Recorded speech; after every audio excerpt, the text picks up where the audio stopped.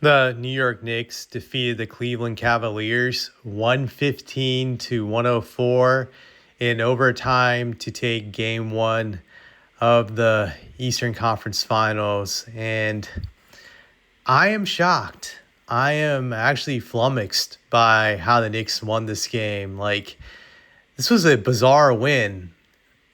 I I'm still shaking my head by this, but I would say when I analyze teams, it's not just the way they play basketball or how talented a player that I factor into whether or not certain guys can win or lose. I tend to look at guys also from a psychological angle because I think psychology has a huge influence on determining whether guys can win or lose. That there's just some guys, mentally that they don't have it. That you could just sense that they're just a choker, and it doesn't matter how talented their team is. You just know they're never going to come through when it matters. That they don't rise up under pressure moments.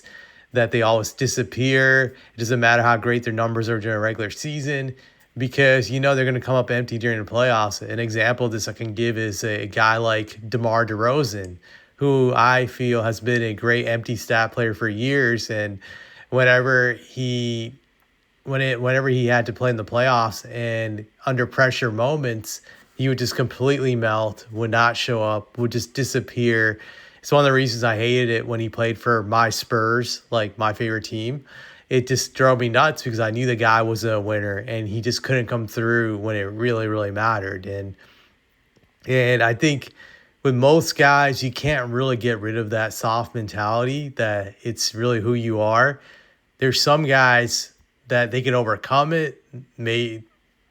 Somehow they can just become mentally strong. I've seen it. Like I look at Dirk Nowitzki. This guy was soft as Charmin early in his career. Then eventually he was able to overcome his choking and his ability not to rise under pressure, and he put it together in 2011. So sometimes it does happen that you can overcome it. But just going back to that, I just look at James Harden and Donovan Mitchell as career chokers. These guys never rise to the occasion when it matters. They just don't. Like, there's so many examples in their careers I can just cite that they disappeared when their team needed them to come through when it really mattered. They just didn't have the killer instinct, and they just couldn't put their foot on their opponent's throat and just end them. Like, they weren't able to do it. And this game really was a microcosm of their legacies, that they can put up empty stats when it doesn't matter, but when it matters, they completely disappeared. And they even tricked me in this game to some degree because I'm thinking like, all right, maybe these guys will put it together. Maybe when they're up by 22, that they were showing killer instinct with 7 minutes left, they were finally going to put the Knicks away. But just no, they showed again. They'll find ways to lose. They'll get creative on how to lose. Like I had to go off on this rant because even though I'm not a fan of either team, I'm neutral. I wanted a competitive series, and I was skeptical of the Cavs being able to make this competitive. I felt before this game started, they probably lose in four or five games, and now it wouldn't surprise me if they get swept. I just think this is a huge psychological blow to them. So, but going back to this game, I would say both teams were rusty from the beginning. The Knicks led in the first quarter, 23-16, and you could tell they just weren't there. They weren't shooting well at the beginning of the game. They had a lot of rust from being off. The Cavs were just playing bad from the beginning. I think at one point in time, the Knicks were up by 11, and then the Cavs went on a run in the second quarter to come back and, I believe, take the lead heading into halftime. So they had a lot of momentum going into halftime, and they were playing good basketball. They were moving the ball around to guys, making plays, getting good shots, hitting three-point shots, hitting layups, just moving the ball around. And by the end of the third quarter, they were up. Let me see, what was the score? So they had 83 points, and the Knicks had 69. So they're up 83-69. So they have some momentum. They're playing the game the right way. They're trusting each other.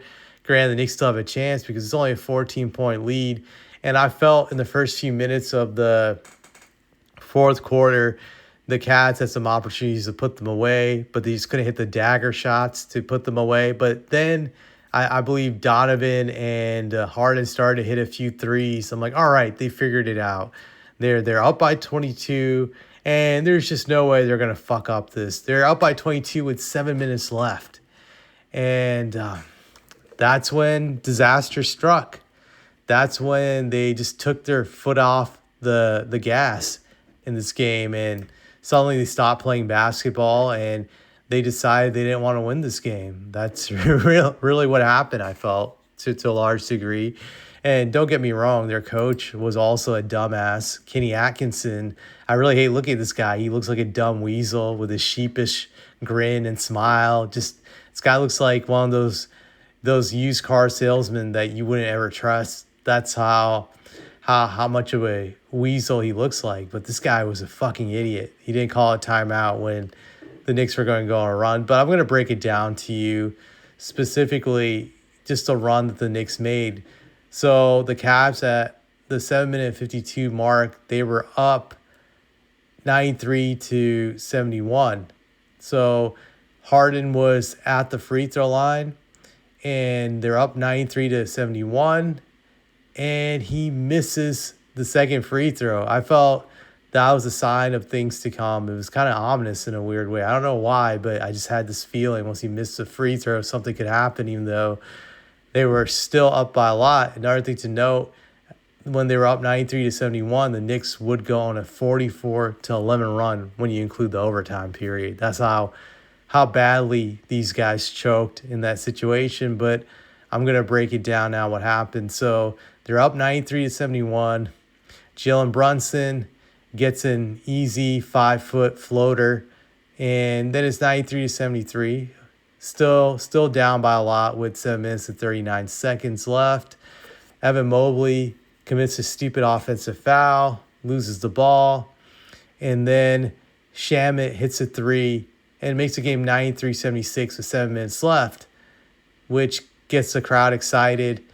And then Donovan Mitchell just commits a dumb turnover, and then Karl Anthony Towns hits a easy layup on the other end. It's 93-78. I felt this is when you got to call the timeout. This is when you got to call a timeout because it looks like the Knicks could get some momentum now. It's only a 15-point lead.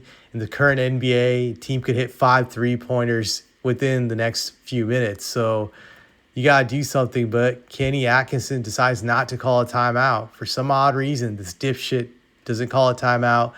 James Harden, he jacks up a 20-foot pull-up jump shot, breaks it. Knicks get the rebound. And then Brunson hits another floater, 4-foot shot. The lead is now 93-80.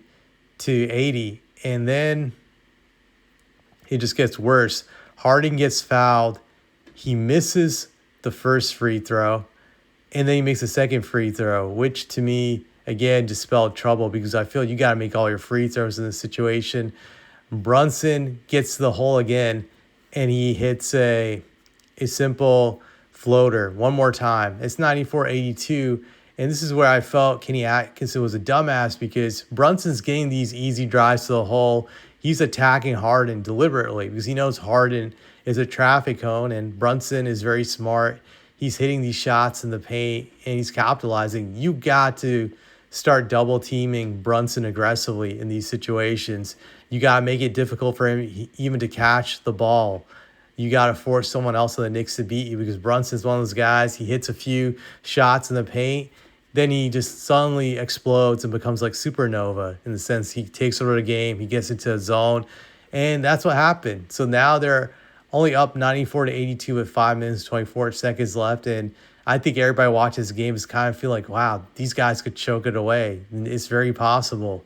So what happens next is Jarrett Allen gets fouled. This guy misses 2 free throws. This is, again, what I'm going to nail them on. You got to hit your free throws. Harden missing free throws. Allen missing these free throws really also enabled the Knicks to crawl back into this game. Brunson then hits a 12-foot pull-up shot. And then it's just only a 10-point lead from this point forward, 94-84. And then Brunson gets another floater in the paint area, 7-foot shot, 94-86 with 4 minutes left. Still no timeout. This shows you how idiotic and stupid Kenny Atkinson is. So what happens next? Donovan Mitchell jacks up a 25-foot three-point step-back shot and just bricks it completely. Knicks get the rebound. Brunson drills a three-pointer. It's a 5-point lead, but only 3 minutes, 30 seconds left. And you kind of sense that, oh my God, these guys are going to choke. Evan Mobley hits it three, 97-89. You're thinking, okay, maybe the Cavs can survive this run. But then the Cavs foul OG, and he makes the first free throw. And then he misses the second free throw, and the Knicks actually get the offensive rebound. These dumbasses can't box out the Knicks to get the rebound. And then Mikal Bridges hits a step-back three-point shot, and it's 97-93. I felt that was the one play that really crushed the Cavs' hopes of winning this game. Like just not being able to box out, and you essentially gave up 4 points on that play. 4 points because you're up 97-89, and then it's 97-93. You cannot give up 4 points on one possession. And then they're up only 97-93. And what do? James Harden jacks up a 25-foot three-point shot, which, again, bad decision-making by these idiots. So Shaman gets a rebound. Cat gets an offensive foul. Donovan Mitchell misses a simple two-point shot, just can't convert. And Jarrett Allen tips the shot in. It's 99-93 with a minute, 51 seconds left.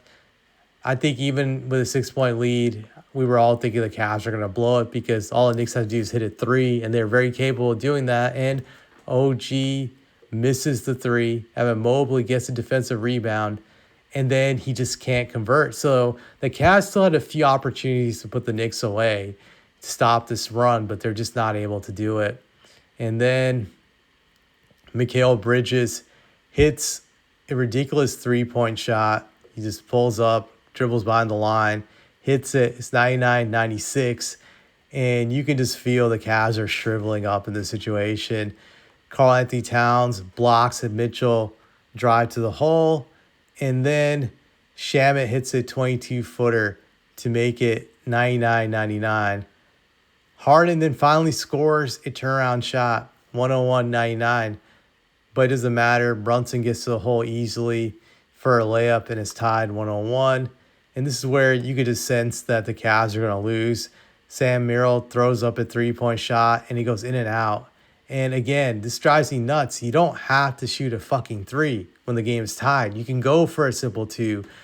I feel this is an example how a lot of these NBA teams, they don't learn how to hit simple mid-range shots, because when your three's not falling, I felt always one of the best ways to get your rhythm back is just to hit a simple mid-range and your confidence goes up. But we didn't see that from the Cavs.